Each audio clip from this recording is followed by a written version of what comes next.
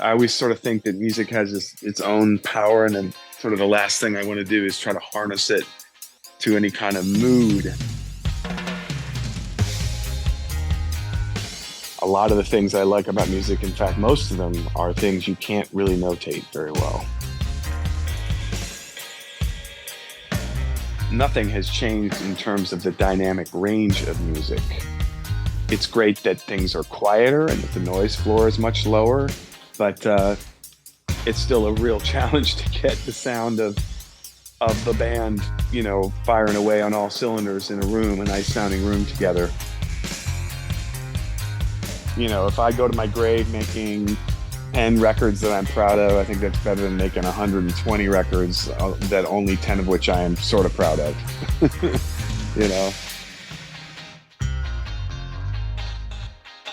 Hello and welcome to episode 3 of Fatal Strategies. My guest is Andy Hawkins, guitarist and founding member of Blind Idiot God, a band that he, co-founded back in 1982 in St. Louis. They later relocated to New York City, where they recorded 3 albums for 3 different labels over the late 80s and early 90s before sort of disappearing for a while, or at least it seemed that way. Turns out that they were looking for a new drummer after their original drummer, Ted Epstein, left the band, and there were all sorts of complications involved in that search. We hear a little bit about that in this episode, but as with the other history, I will refer you to an episode of the You Don't Know Mojack podcast that was done a few years ago. They go through every release on the SST label, and since the first Blind Idiot God album was on SST, they were included in that series, and that episode does give a really good rundown of the early history of Blind Idiot God. But as for this episode, it's not so much a history as it is a discussion of Andy Hawkins' approach to the guitar, where his sound and style and approach came from, how it evolved over the years, and how it has changed or not changed given the transition from analog to digital recording that has taken place over the course of his career. And that's not just a matter of analog versus digital sound quality, but really the whole approach that goes with it in terms of digital audio workstations and things like that, which have had a big effect on certain musicians, including my previous guests and probably some of my subsequent guests, but has not had so much of an effect on Hawkins or Blind Idiot God simply because of the way they tend to operate, he and his bandmates. And so that's kind of a compare and contrast with the other episodes. But what else can I say? This is definitely the most guitar-heavy or guitar-centric discussion, at least so far.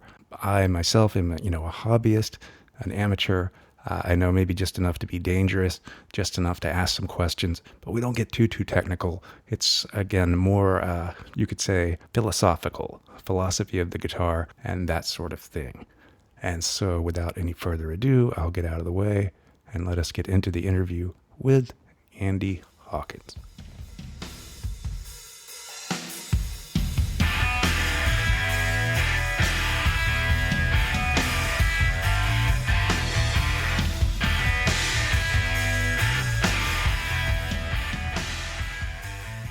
I took guitar lessons from when I was 12 on. There was a little bit of theory involved, but mostly not. But I did spend a year in a music composition course at Washington University, which had a very small but good music program. And then I finally spent 1 year at Berkeley in Boston studying film composition before I got an offer to make a record and decided to ditch the college thing.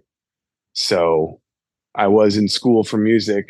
I started out with architecture, and then even though I liked architecture, I was playing guitar too much. So I decided to switch my major, which was luckily, it was easy to do because my dad was a professor. So I got free tuition wherever I wanted to go. So it was sort of a no cost exercise, even though he was disappointed in me for dropping out of architecture school to study music. But yeah, I mean, my mother was a ragtime and jazz piano player, so I was surrounded by that stuff, and from when I was a little kid on through my teenage years. But yeah, I did study music in college, and it was sort of an interesting experience to know there was all kinds of interesting things that I learned, and I enjoyed it. But I also learned that a lot of the things I like about music, in fact, most of them are things you can't really notate very well, like feel and Right.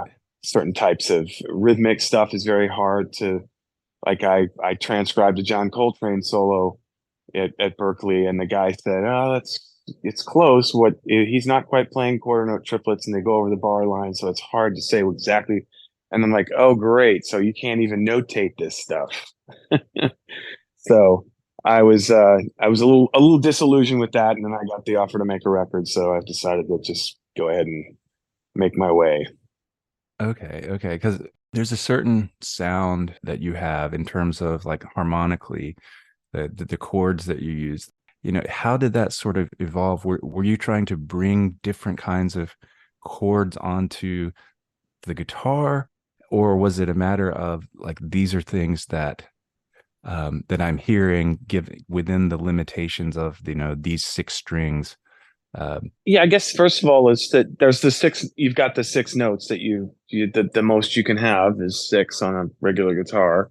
So I guess I sort of thought, what you listen to rock guitar players, and there's the typical stuff that they do, the bar chords, and then there's not even that so much as it is a lot of root fifth, fourths and things like that, and that's fine because most of it's based on blues stuff, which is completely it is it's what it is, a Chuck Berry riffs or whatever your initial entry point into guitar vernacular stuff is. But I guess I was mostly just thinking that I was trying to make the biggest sound I could with the instrument. There's a certain kind of harmonic tension you get, like beating effects if you play dissonant intervals through an amp with distortion and things like that. But I mostly for a lot of the time, because I was a kid and I was living with my parents, I would play my guitar acoustically. So I think I was always listening to the sound of the instrument while I was practicing, and just listening to what kinds of, what chords were possible to do with my fingers. And of course, the cool thing about the guitar is that you have the possibility of voicings that are difficult to do on the piano, not impossible, but if you've got open strings, if you fret a chord up high and you have open strings in the middle of the chord, you have some pretty unique voicings that can't be done easily on a piano. And that's, I guess I was really just kind of plumbing the depths of what a guitar could do and what my fingers were. There's limits, physical limits to what you can do with your hands. Right. Yeah. So you throw that all together and you get something like, I guess, what I was shooting for, which is strings with dissonant intervals, but hopefully not like obvious dissonant intervals. People always throwing tritones all over the place. I was going to say that. Yeah, but yeah, tritones are easy. Yeah, they're Yeah. easy and they're kind of cheap, and but they have their purpose. Obviously, there's and you can hide them in chord voicings and where they do cool things without drawing attention. But yeah, I took piano lessons when I was little, and I'd done the sight singing and understood all that sort of interval training, so that probably helped focus my mind in that direction as well. Okay. Yeah. Because and it just occurred to me. Yeah, I was going to mention that about tritones. That there's definitely a certain kind of music where that's almost like the like short tritones and 5 or 7 time signatures, Hmm. and it's like, hey, it's mathy. But Yeah, yeah. There's certainly in the beginning there wasn't much anything called math rock, and I don't think anybody ever called King Crimson math rock, even though that's more or less what they were. You know. Yeah, I definitely don't think of Blind Idiot God in that sense. If there is math, it's more the calculus of speeding up and slowing down, and Yeah, like there's dynamics there's but dynamics, but yeah. it's not like I, arithmetic. Definitely, it's no, higher I hope math. not. I mean, I think there's the math part of it, and fooling around with different time signatures to me is really more of a way to mess around with time overall, like your perception of time. I'm not terribly interested in the minutia of accent patterns and things like that. Like when I realized that Meshuggah were all playing most of their stuff is in four, and the guy's just moving around the accents within the bar. And I'm like, oh, that's why it doesn't necessarily grab me the way I wish it would. But not that I dislike Meshuggah, I like them quite a lot. But there are things that happen when you phrase with time signatures, 5, 7, whatever it is. You can do things 6 and 4 together. We have a song where there's a measure of 6 and a measure of 4, and it alternates back and forth. But these things have effects on your perception of time. If you use them in a subtle way that I like to, and not so much with the math and the sort of repeating pattern type thing that creates the intricacies that I think of when I think of math rock. Right, right. Yeah. And I definitely kind of like maybe had a little phase where that was interesting. But again, sometimes it can be like a superficial surface level kind of complicatedness as opposed to maybe the depth that keeps one coming back to it. But Yeah, definitely. yeah, but the other, along with the tritones, there's another thing that it just kind of occurred to me that, I have, I'm looking at a whole shelf of, jazz CDs, but I've never really, loved quote jazz guitar, and I was just it just kind of occurred to me thinking about, the volumes and the effects that you play with that it's something about those kinds of intervals. I don't know if you ever fooled around with those kind of chords, but it seems like that's kind of an oil and water sort of thing. I don't know, like playing with the tone that you're playing and bringing in a lot of chords that that one might think of as with sharp nines and upper partials. Yeah, there are limits to what you can get. What kind of when you play certain types of, well, I would say that the real problem with jazz chords and an overdrive guitar sound is probably the closer the harmony, the more difficult it is to get that across. Right? Like if you've Right, got right. intervals that are fairly small intervals next to each other in a triad or a, you're not going to hear them the way you will if you were able to space out the notes across the octave or in a different, even from including multiple octaves. And that's a challenge. That's one of the things that I discovered when I started playing loud music through my amp. I was like, wow, it's getting a bit messy. It's hard to hear. And I sought out people to help me find a better, clearer sound. And luckily, when I was in New York, I found a few amp techs who were able to sort of help me kind of get better resolution even within an overdrive sound. Because it would get kind of muddy and it would be hard sometimes to hear things. But yeah, there are certain chords that definitely don't lend themselves to like a serious overdrive sound. Sharp nines are not bad, but a regular 9 chord, not so much. Just a 7 chord, maybe not so much. I mean, it starts sounding bluesy or jazzy, and you get that feel, which is fine. But jazz guitar, as much as I respect it and enjoy it, it's its own weird thing, and it comes from a completely different place than rock guitar does, or even anything the stuff that I'm interested in. The thing about jazz guitar that's difficult is that originally jazz guitarists they're part of the rhythm section, and they had to be able to keep that.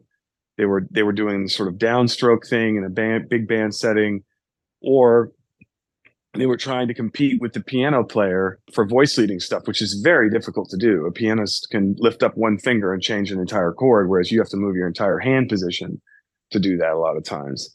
So I very much admire jazz guitar players who can move around the fretboard really fast and actually do interesting things with all that stuff, with the voice leading that's possible on a guitar. But pianists they have it all over the guitar in that respect. So I always thought of jazz guitar as such a very different thing that I never really, even when I was at Berkeley and my teacher was a jazz performance guy, I learned as much as I could from him, but I realized very quickly that what they were interested in was all this smooth sort of voice leading that happened with these close intervals, and that it required an approach to the guitar that I didn't feel maximized the potential of it as a unique harmony instrument.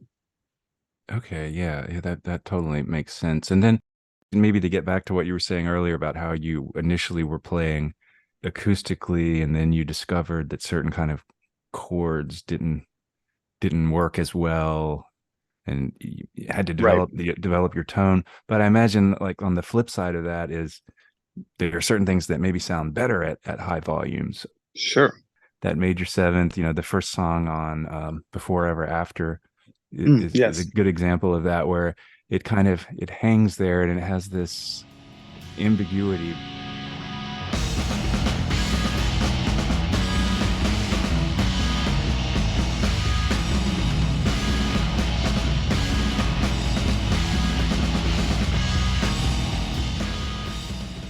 Was there a particular influence that led you to that, or was that more a matter of just kind of finding your voice and what worked with your guitar setup and all that? There's a lot of things that go into it. Obviously, like the tone limits or suggests certain things to you when you start playing through an amp, and you kind of go with those things. Certain things sound better than others that you do, and lead you in that direction. But yeah, I guess, I'm a Stravinsky fan, and I like a lot of the earlier ballet stuff. He's fooling around with bitonality. There's all sorts of interesting things, layers of things. And I don't know, it's not just so much that you can do with a guitar and a bass. You can do some things, but the spacing out intervals and having open strings ringing and other little triads and things moving against them, I guess it creates the displacement between the not playing everything all in one octave on the guitar probably creates a certain kind of, that's where the ambiguity you're talking about maybe happens. You don't hear the intervals the same way as if you were just playing a smaller, more closely voiced chord, especially if you spread things out between the bass and the guitar. But yeah, I've always sort of shied away from the happier, sad stuff. Try not to. I always sort of think that music has its own power, and then sort of the last thing I want to do is try to harness it to any kind of mood. It suggests its own kind of, yeah, it's its own sort of thing, and I always sort of gravitate towards music that does that. So hence the ambiguity between the moodiness of it. If whatever mood there is, it doesn't seem quite anchored in either a major or a minor key most of the time. And then there's the stuff that's just sort of outright kind of dissonant. But yeah, it's a function of the limits of the instrument. It's a function of trying to make as big a sound as I can, given the bass and the guitar together. That's all we got. Yeah, I mean, yeah, all those things together make what it is.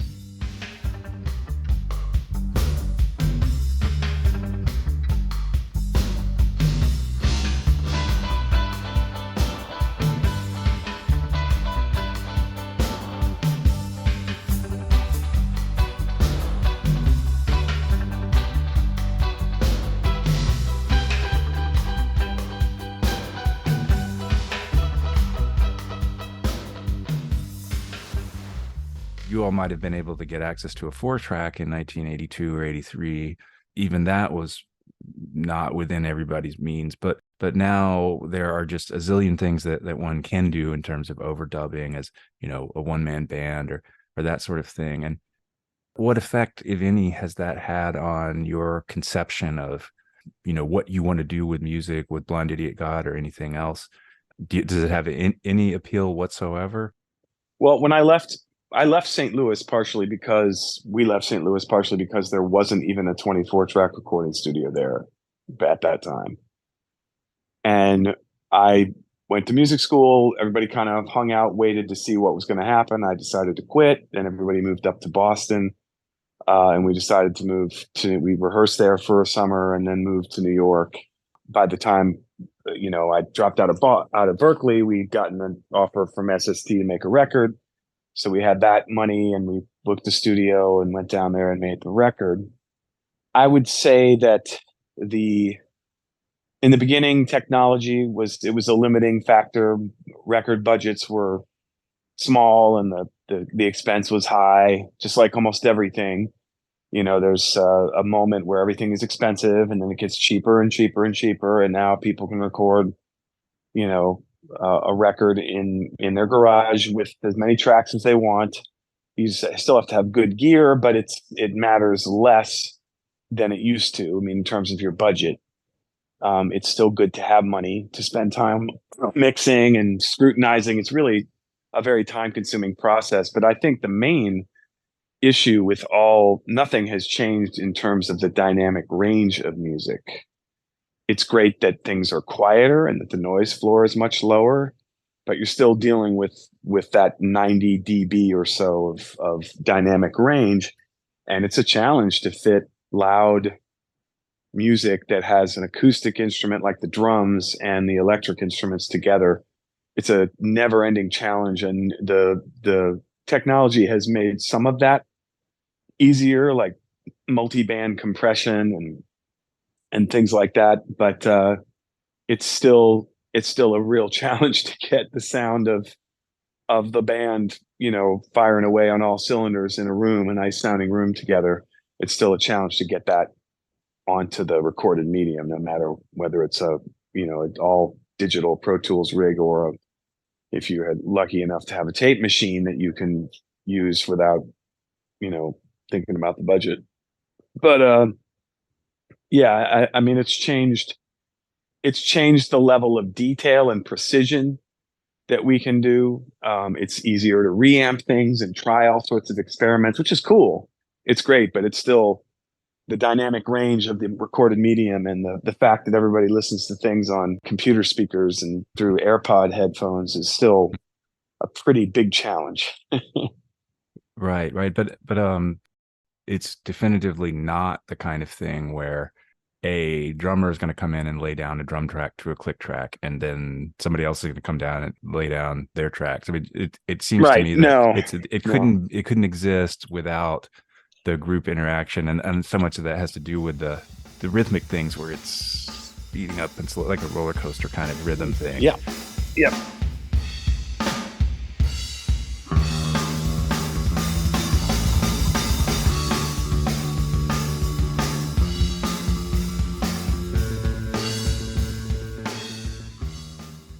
There is certain stuff that I will listen to that I enjoy, but when you hear it and you can tell that it was probably made by people who were not in the same room at the same time, and maybe not even the same country at the same time, and not these days. Yep. Yeah, and maybe it wouldn't have even been possible for somebody to get their vision across, without this technology, 20, 30 years ago. And I think of like Trey from Mr. Bungle, who they had an opportunity with Disco Volante to do something that most bands at that time couldn't have done, in terms of getting into a real multi-track studio and having a major label budget to make a weird record. But since then he hasn't had that major label budget, and he's found these sort of ingenious ways to record things. But the process is very different, because it's this layered approach where, again, you might have the drums recorded in 2002 in Colorado, and then the violin player is flown in from Seattle to do some overdubs in 2007. And,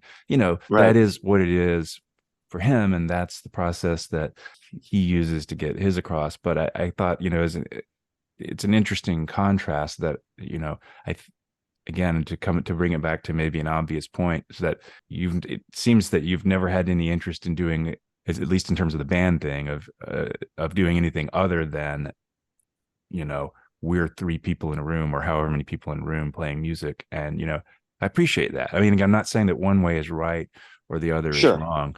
Well, no, there's all kinds of people. Recording does lend itself to certain types of multi-track recording, lends itself to certain types of things. And like you're saying about the guy from Mr. Bungle, he has these ideas. It takes him a while to piece them together. He tries things. I heard Prince used to record, work on stuff, and then he would just like take tracks out and at the last minute do all these crazy mixes. It lends itself to that kind of thing. But for me, the most of the music that I like it has to do with people. I hate the word jam, but that's essentially what you do. I have riffs and we work on things. We talk about it a little bit. We just keep working on and trying ideas until stuff starts to fit together. And then when it starts to fit together, then you can like fine tune the nuances, and that all has to be done together in a room. And I wouldn't say I don't have any interest in working the other way, but even still, like if I were to hire a drummer, if I wasn't using Tim Mosquito, which of course I still am, but if I had to hire a drummer to do something, I'd still need to talk to them. I'd still need to probably stand in the same room with them for quite some time, do whatever I could. I mean, I could write a drum part. I have written parts like that before, but I try to avoid it because I find I get much more interesting results when I let people who I already like what they do, when I turn them loose on an idea, they're gonna do a better job than I almost certainly would if I were just writing the part myself. From the beginning, it was you and Gabe and Yeah, Ted, and that was it for up until kind of things went on. I don't know if you hiatus. character Yeah, hiatus, yeah, and then it was a gradual. So you didn't have to replace both of them at once. no. Gabe was in it for a long time. He and I looked. I moved out to Los Angeles briefly to try to find a new drummer, which strangely enough was a very bad idea because there just didn't seem to be very many musicians in Los Angeles, which is very odd to me. But we were getting played on I guess it's KCRW, whatever the big alternative station was. Like I'd actually hear our songs on the radio.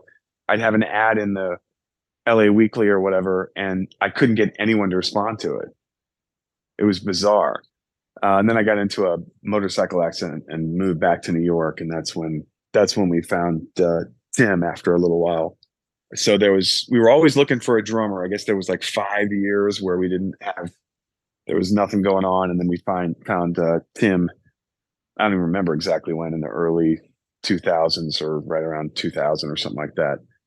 Actually, it must have been 1990, probably 98 after I moved back. Now I can't even remember, to be honest Yeah, with you, but yeah, I remember seeing because I remember when Kanye came out, and I would see in the bios, and he would say in parentheses "Blind Idiot God," and I was like, hey, that means they still exist. yes. And unfortunately, that might have been the only way you would know. Yeah. What is the current? Are you all in New York City these Now, days, right or? now, Will's Dahl is playing bass with us and has been since I guess 20, I want to say 14 or 15. And Tim, of course, is still with us. Tim has been living in Europe for the last year while I try to finish this record. Okay. And then hopefully, he says, well, he's ready to tour and stuff once we get it done and get a way to put it out. He's in Con8, and Con8 is they're finally finished their records. So they're going to tour for a bit. So he's just been over there trying to make a living because things got shitty here during COVID. And but we are still a band, and that is there's always material in the pipeline. He's supposed to come back here in a month or so. We're gonna spend some time together playing, and then hopefully the record will get done before the end of the year. But I for the longest time I lived in my rehearsal spaces. When we moved to New York in 1987, we lived in an apartment and we rehearsed in the basement of the two-story building that we lived in. So I have always lived in my rehearsal space up until very recently, up until 2014. I mean, that doesn't sound so recent, but when you're Yeah. 58 years old, it seems more recent. But yeah, that was the goal. And that was one of those things that stunk about living in New York City. We got to work with all these people that we wanted to work with, and it's a great city to find other. It's the best city in the United States for finding great musicians, I think, just because it's so big and tends to attract a pretty broad range of folks. But it's a terribly hard place to survive, with a rehearsal space and everything. It's a nightmare. But when we rehearse at Martin BC Studio, where I actually lived for a while. So that, luckily for us, we still have that option. But yeah, the living and having a rehearsal space where we could play all the time was absolutely crucial to making the music, to be in a space, to listen to how everything resonated in that space, to having the time, the luxury of sitting and working on things. That was all part of the plan and required a lot of sacrifice on everybody's part. Yeah, yeah. I mean, I think about, the way that you approach your sound. It's like so much would have to do with the room and the signal chain and this pedal and that pedal, and then that creates these challenges again, I'm sure, for recording that are very different from Yeah. somebody who's trying to just get a crunchy tone, or that they can just like go through a pod or something. In that sense, I don't know if this sounds pretentious, but you have your music has a connection to kind of like the minimalist, like a Lamont Young or something, where it's like primarily about the vibrations, or the I guess all music is vibrations, but No, no, I know what you mean. like Alvin Lucier or something, music on a long thin wire or something, where Hmm. you're trying to lasso these things that can be pretty unruly. That is true. No, Yeah. it's part of the struggle of you're trying to the sound that I have in my head, or that whatever I'm straining to do, which is play chords with dissonant or even consonant intervals, and have them be have you be able to hear all the notes, or try really hard to get all that stuff across. And yeah, it's a challenge. It's there's the challenge of that. There's the challenge of electric instruments with acoustic instruments. All this stuff is it's a it's a stretch, and the process and the way you go about it influences the sort of end result.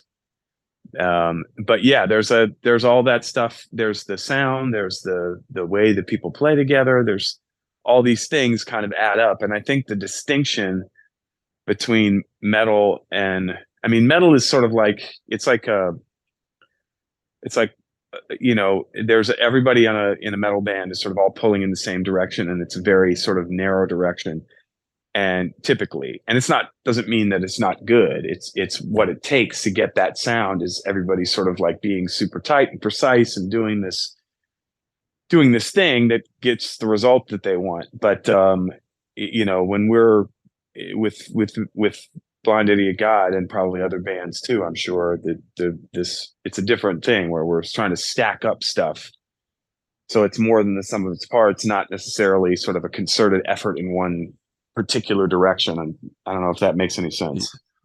No, no, it does. Has there ever been a period where you have either really gotten into metal, or really been not interested in metal? Or I don't know, what is your relationship with metal as I such? guess I guess I've always, I'll enjoy metal. I mean, it's not like I don't ever like it or put it on or enjoy certain bands, certain time periods and stuff. No, definitely I do.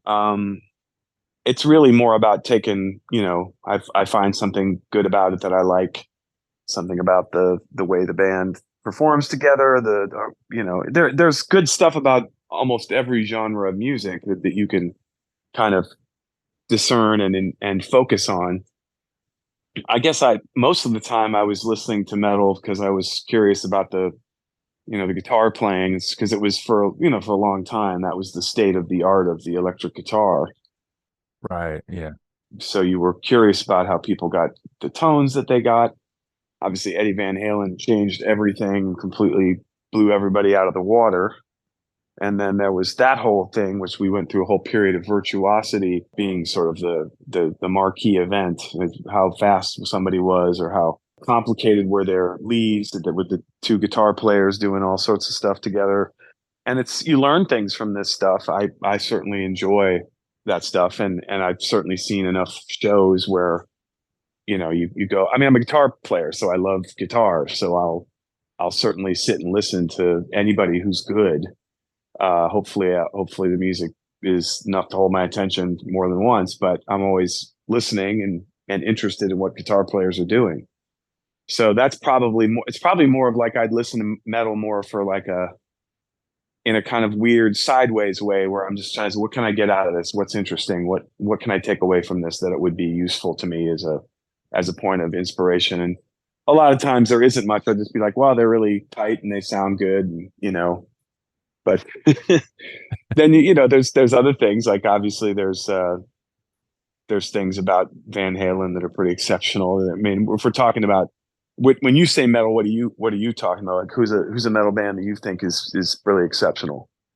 That's a good question. I think, because it could mean Black Sabbath, it could mean Right. it could mean Metallica, it could Depends mean Slayer, depends it on could how mean far back you want to go. Yeah, yeah. But I'm just thinking back to the idea of trying to find a drummer, and I can imagine, or I can at least picture somebody who would be a great fit for a death metal band coming to try out for Blind Idiot God, and then struggling to kind of adapt to what you were yeah. trying to No, I would do. think so. Yeah, I mean, there's a sonic profile for different kinds of drummers. That some people who are finding a drummer who likes an open sound, doesn't put a lot of muting on their drums, is looking for this kind of clickety clackety kind of sound that cuts through into your average death metal record. That would be hard. There's all these things that are it's almost impossible unless you've got somebody with broad taste like Tim did. I'm very lucky that I found him when I did, because there weren't a whole lot of other people that would have fit that bill. And you wouldn't know it from Kane, because he barely does anything in Kane. Not to take anything away from them musically, because I like them a lot, but certainly doesn't really show off he does things that are tasteful, but they're so spread out over time that you almost don't get a sense of you would never get a sense of Tim's well-roundedness. But Tim was very into he had the same kind of concept of the drums, almost like a jazz player's idea of an open sound. Again, we're an instrumental band, so we're trying to make as much, as big of a sound as we can, and that includes featuring the drums and having them sound as open and dynamic as they can. But that's all the sound and the ability to draw from different inspirations, different types of music is all a prerequisite for being in a band like this. And it was not easy in the beginning, because there just wasn't, believe it or not, people forget, there just wasn't that much instrumental rock music, for lack of a better term. Yeah. The when we had a video on MTV in the after the first record came out, I was Oh. lucky enough that my girlfriend's ex-boyfriend was Dave Kendall from 120 Minutes, Oh, okay. and he was a fan enough that he played our video, which was a weird mixture of, like, I mean, the people who made it had, one of them had there was a steady cam and then also a whole bunch of other stuff. So it actually looked pretty good. I don't know exactly what happened to that. I have to sort of look for it now.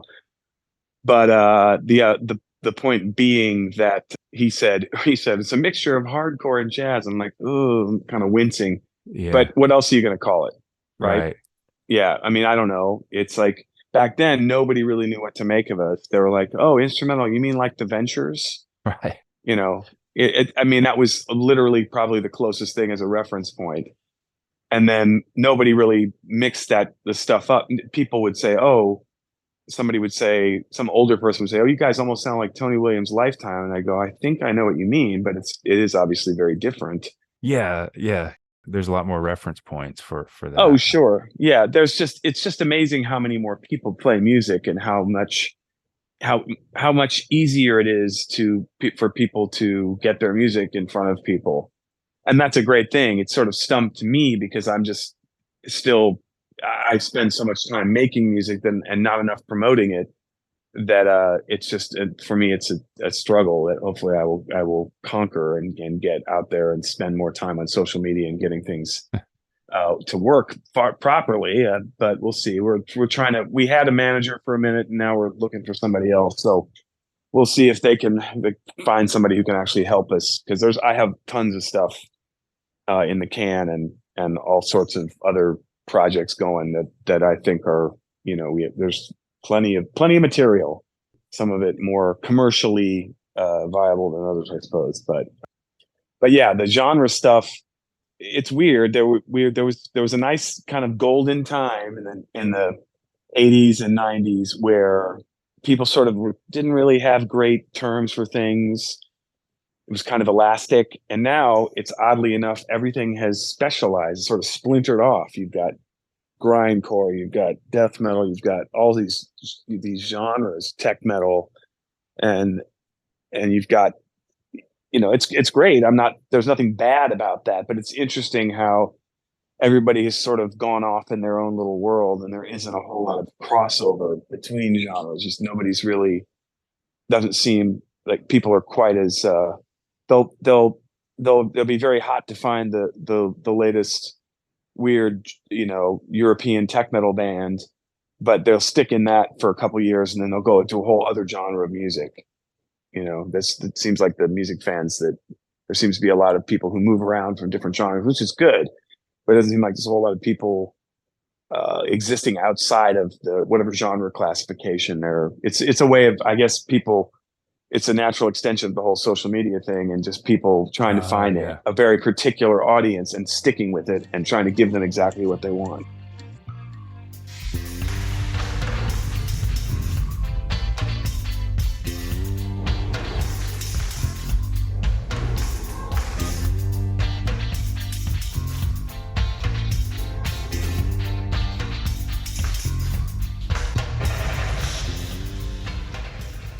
How close did the sound on, say, Cyclotron get to what you hear in your head, or is there still something more, or be it before, ever after? How close are those to what you're hearing, or is there something extra that you're Well, still chasing? Yeah, I would say Cyclotron was the zenith of that trio. That was Ted at his finest. That was Ted sort of. Ted's a weirdo. I mean, I hope apparently he's playing drums again. We'll see if he gets his ass in gear and does something with it. But Ted was one of those guys who was just an oodles of natural talent, but he needed a direction. He needed a certain he needed things to be sort of, he needed constraints. And we finally found the density of playing that he wanted to do, but with the sort of pointed direction that I needed from him, and he did a great job. He did fantastic work on that record, and I'm very happy with that record. Certain things about the sound I'll be, a little annoyed with here or there, but a performance thing here or there. But that one for me is, it moved in the right direction. The second record has a lot of great sound. I mean, obviously the dub stuff on the third record is, orders of magnitude more interesting because we actually had a big studio to work with and a fairly large budget, which of course we never really recouped for them, but so be it. But I'm very happy with that. And then, Before Ever After is just a different. Tim is a much more looser drummer, and I made use of the fact that he was somebody who played. He wasn't as regimented and as focused the way Ted was, and I think that the looseness of his approach it's just a different way of fleshing out the sound. And I think I'm very happy with the way that record came out. There's plenty of very cool stuff, and he plays great on this record. He played great on that one. I think this one is I don't even know how to say it. It takes advantage of his skills, and he's honed them even more since then. His approach to a big drum kit and playing, we're still fooling around with time and still letting him stretch out. And I think it's a very good thing because, he's not Ted, and you go to war with the army you have, not any other kind. So, but I'm very happy with the way that he's been playing, and getting great results. I read something about Downriver. Is that the name of the the other project? And so what is the status of that? And is that your main other thing besides Blind Idiot God? I guess point? so. I guess so. I mean, Tim and I have done some Azonic gigs, and I would like to play more with that. And that's easy to do because it's improvised. So I'm hoping there might be a European gig or two festival thing with that in the not too distant future. That Tim's out there kind of trying to rustle up some gigs for us. He does orchestral percussion stuff, and then I do the Azonic feedback stuff that I do. But Downriver is something that I had been doing since I was younger, since I was in high school. Open tuning guitar stuff. Uh, almost no overdrive stuff. I have this. They're open tuning. It's kind of Americana. People say that, but it still sounds kind of like relatively large. We still have the 5 string bass, the drums, the big open sound on the drums, and a pedal steel. So it's straight major, straight minor stuff. But I have 2 double necks, one that's tuned to C major and one that's tuned to C minor, and I play both necks at the same time to get these nice big chord pads, and then the pedal steel improvises on top of that. But it doesn't sound like it. It sounds like folk music because he's playing, melodies that are in the key, and he might go through a couple of themes and things like that. Most people don't realize that the drums and the pedal steel are as improvised as they are, but the bass and guitar parts are fairly static. There's not really much improvising going on from us. So that's something that I had a whole bunch of material, and I decided finally to put it together because I found a good steel guitar player, and we made this record quite a while ago. I can't remember exactly when we started it. I think we started it in the 2006 or some shit like that, and then Yeah. we didn't finish it until a couple years ago, for various reasons, and it is in the can and done and ready to go. But it's one of those things like, what do you do with it? It's instrumental. Is it Americana? I guess so. People are like, oh, it sounds sort of like film soundtrack music. And I'm like, I don't know if I would say that, but it's another fall through the cracks fucking thing. So hopefully, the restaurant bar that I own just kicked my ass through COVID.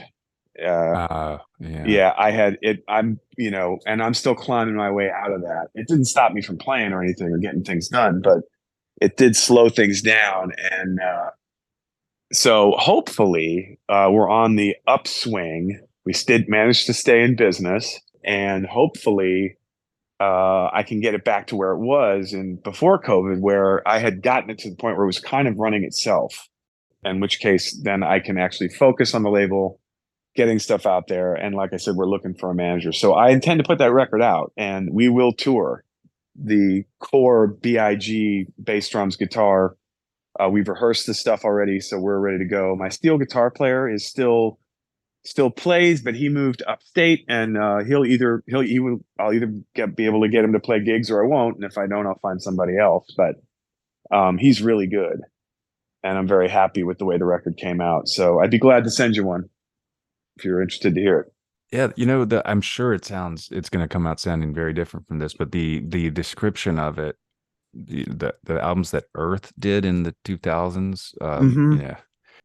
Yeah, I think Tim said something like that, but it may seem that way. You'll hear, and Yeah, you'll see. that it's not because Earth sounded like what Sun sounded like because Sun was based Right, on and but right. then and if you heard that stuff you go, wait, Americana, but then it's Yeah, like, no, well, I know they he's did that. Yep, he they kind did of that did that, record. but it Yep. was almost more kind of Dust Bowl kind of or not, more like Southwest kind of twang and that sort Yep. of desert kind of feel, which yeah. And then the Azonic, this is kind of funny thinking back to that Skinner's Black Labs thing that with Right. Justin Broderick, and Yep. you have compare contrast in different ways, but it's interesting how some musicians, you go on their Bandcamp page, or I'll go on their Bandcamp page, and there are dozens, maybe even triple digits of, they reporting out every recording.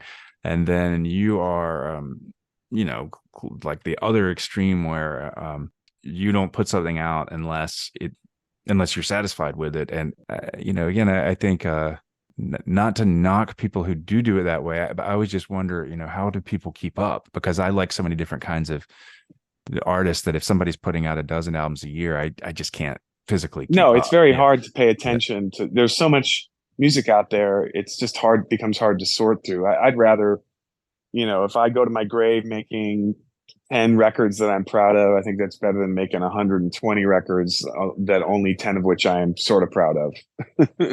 you know, so I think it's better to concentrate rather than saturate. Because I imagine, if you wanted to, with a duo, you're improvising, I mean, you could put out X number of Azonic albums, but do you all have anything in the works for that? Yeah, there's another record in the can. I haven't listened to this stuff in a while. Tim and I, we have a standard sort of format. We just do two, like 15, 20-minute pieces at most, with the two different guitars. I have a double neck that, like I said, actually use the same double neck in Downriver, but I use it through with an overdrive sound and a bunch of effects. And then I have this 7-string whammy bar guitar. So those, and then Tim has a big concert bass drum, two timpanis, and a gong and a thunder sheet. So we actually did that show here in New York, like a year and a half ago, right before Tim left to go to Europe. But yeah, the next thing I wanted to do with him, we have this other record in the can, but what I really want to do is I'd like to do him and me, he and I, and do a trio with somebody playing the pipe organ. On the first Azonic record, there's a track where we used a bunch of Jorge Ligeti pipe organ stuff and sort of mixed in with the guitar stuff. Oh. And I'm a big fan of pipe organ music that's, interesting stuff like Ligeti did. And so anyway, we'll see what happens, but there's a few people that might be able to do that. I'd like to do it right, where I would go rehearse, play some gigs, and record the gigs, because it's probably the most expedient way to get it done, and get a good result. So maybe you could get a church somewhere. Yeah, exactly. Yeah. I've been looking around even here, and interestingly, there's a lot of abandoned churches in Europe, particularly. But yeah, that's what I would like to do next, because I think that's a natural progression. I did the first two records as just guitar and ambient stuff. Even there's one track on the second track on Skinner's Black Laboratory doesn't have anything else on it except the guitar, but every other track on Halo and everything else we put out, the three records have always had other things going on. In the most recent iteration, it's the orchestral percussion. But I think it's cool to solo guitar. I'm happy to play it, and I think I can sustain people's interest. But I do think there's something interesting to be gained by combining it with like I said, other instruments that are long tone, things like orchestral percussion and the pipe organ. I think is a natural, cool thing to throw into the mix. But we'll see. But that's one of those things that's on the agenda. Okay, yeah, and with the open tunings, I don't get the sense that Blind Idiot God uses a lot of open tunings. Am I wrong there? Nope. No, none really. On the 7-string stuff I play in BIG, I tune the G string to an F sharp, so it's more like a baritone guitar with a high string. But other than that, I don't really. In BIG, there really isn't any curveball tunings. Downriver is all open tunings. It's the Nick Drake tuning that Jimmy Page used on Friends, which is a D F sharp on the top, and then there's the minor key version of that, which is just the D instead of the D on the top. It's the C sharp, or the F sharp instead of the F sharp on the top. It's the F. Okay, right. But and then the C minor tuning, I actually tune the 12-string pretty differently. It's just tune down all the open strings a half step, except for I think the D and the G. Okay. So yeah, and on the C major double neck, it's just regular 12-string tuning for the 12-string neck, and then the C neck is C G C G C E. So it's the same 1-5 1-5 third on the top thing, but it's not like something crazy or weird. It just gives and it's pretty limiting, but it's a very nice effect with the everything kind of going when you control it the right way. That's interesting, because when I was, again, going back to that guitar player thing, and it mentioned 7-string guitar, and I thought, because most people who use 7-string are adding a low string. Yeah, well, it is a low string. It's B to E, but just the only difference is the G string is an F sharp. So I can play open position chords. I got you. As if it were a B to B, like a baritone guitar with a high string. but it's pretty subtle. I've heard a couple of other people who fiddle around with that. It gives me more possibilities with the open strings. That's really the main reason that I did it. But yeah, that's for BIG. I do that for that's really the only odd thing that I do tuning wise there. But the other Downriver is all open tuning, and I use that C major tuning on the double neck for Azonic, and that was on the first record too. Okay, that makes sense. And that does come back to the idea of, I think the defined palette is instead of having limitless options, you have your defined palette that or parameters that you're working with. And I think coming back to the idea of this is a band playing in a room, you're gonna be playing live. Yep. Unless you're taking 5 guitars on the road with you or tuning up in between songs, that's not really an option. And so but it does, it's a constraint is the word I was looking for, that and you need that. I think so. I think you just find you get an idea and you figure out the best way to go about it, and that's kind of it. It's you mine that territory for all you can. It's a pain in the ass learning new tunings. I mean, I've been playing in these tunings for a very long time, so I'm used to them. But there's only so many hours in the day you can really spend doing these things. But yeah, no, there's once I figured out that cool trick with the double neck of playing both necks at the same time, using the 6-string as a sort of a drone neck. Even though I do play on the 6-string too, and sometimes I use the 12-string as a kind of a drone neck if I'm playing harmonics on it or something. But the bottom line is that it's everything. No matter what you do, there's going to be some kind of restraint and contact, whatever constraints on what you're doing. So you have to you pick the thing that gives you the most options and best result for what you're going for, and then you got to work with it. And it's just the nature of music. It's very hard to, people are like, oh, and it's interesting too, because with the pedal steels are not set up to play in straight major, straight minor.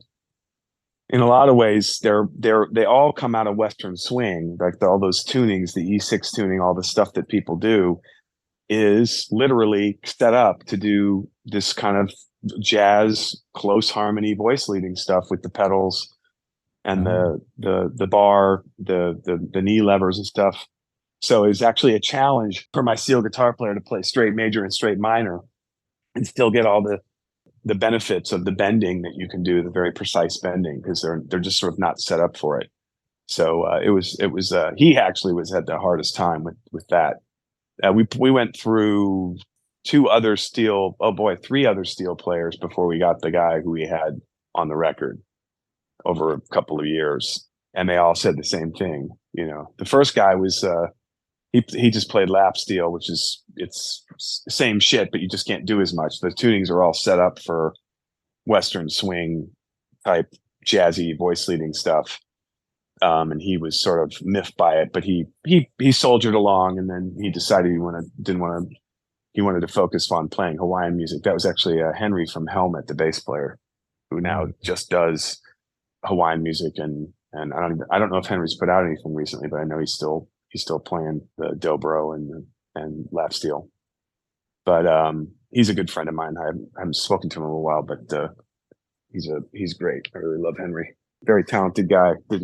People do not know what a very strange life he has led and how good he is, and at the various things anything he tries, he seems to do a really great job at it. He was in a very early version of Poison Idea, which is totally hilarious. Oh, we're going way back. Yeah, way back. Yeah, he played drums in Poison Idea, which is just totally one of those things. I'm just like, what? He's a little older than I am too, which makes sense. But yeah, so parameters, constraints, got to have them.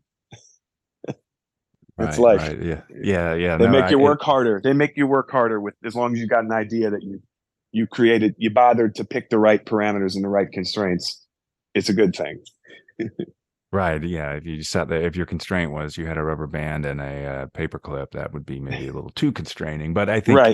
when I think of like digital audio, when I used to just record stuff for fun on the 4 track, and the thing was then I could actually finish stuff because I could only do so much fiddling Yeah. with it. Whereas now I'll record stuff and then I'll just get too many tracks that I can't. Then I said, let me try this reverb, and the next thing I know, the night's over, and I've lost in parameter space trying to do something, and so I think that's probably a sign that I am a hobbyist. I don't really know what I'm doing there, but it's certainly, I can imagine any musician potentially being overwhelmed by the possible things and toys and things that you could have access to nowadays that you wouldn't have had. Oh yeah, no, I don't know what it's like. I don't know how, I mean, I don't know whether I'd be the same. I'd make similar music if I had been born 30 years later. It's hard to know, obviously, but I suspect that I would have made different music. But I do think that, yeah, when you have too many choices, it's very easy to get lost. And sometimes you stumble on cool things. It's not, it's not impossible. I mean, I suppose ambient, a lot of the modern, more electronic ambient stuff, all that comes from people obviously in a room fiddling around with parameters.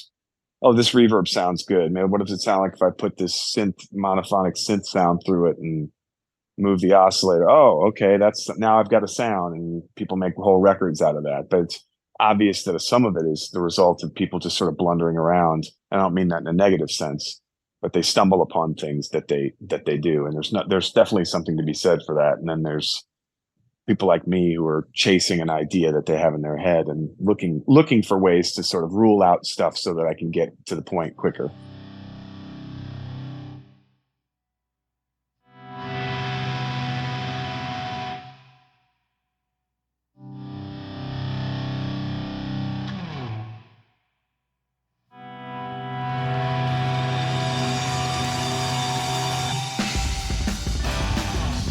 I don't like taking really long periods of time to put out records. It's because I'm always working on something. Yeah. But typically, it's a problem with organization, with getting the records out. We had a very bad start where we had put out 3 different records on 3 different labels. It never was supposed to be like that. It was just weird, shitty luck that put us in that position. So that's one part of the story. But the other part of the story is that we're idiosyncratic band. We're an idiosyncratic band.